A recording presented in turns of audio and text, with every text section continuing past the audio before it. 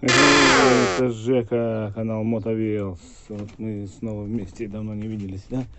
Короче, решил я поменять фильтр воздушный. Фильтр у нас тут стоит, фильтр бокс.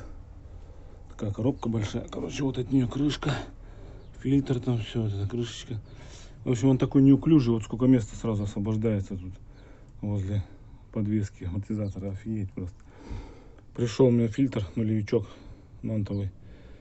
Вот сейчас попробую вот этот поставить. А то мне тут не нравится. Бокс уже там какой-то, вроде он герметичный, но не совсем. Там и грязька всякая и прочее. Надо все это дело промывать. Сейчас тут все это дело восстанавливать. Все-таки уже не 1 год, да? Но тем не менее. Короче, сейчас вот мы...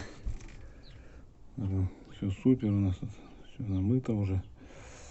И посмотрим, поставим, как будет себя вести с нулевичком. Но время покажет.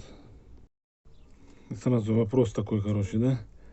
Кто как относится к этим нулевикам, вообще к фильтрам таким быстрого, так сказать, действия, быстрого, то есть снятия, одевания, в общем, какого-то ремонта и прочее. Мне как бы они сомнительные, всю жизнь я как бы ими особо не пользовался.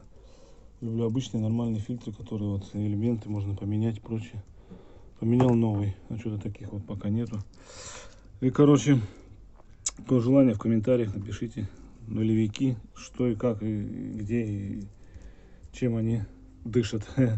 Я попробую, не знаю, что получится.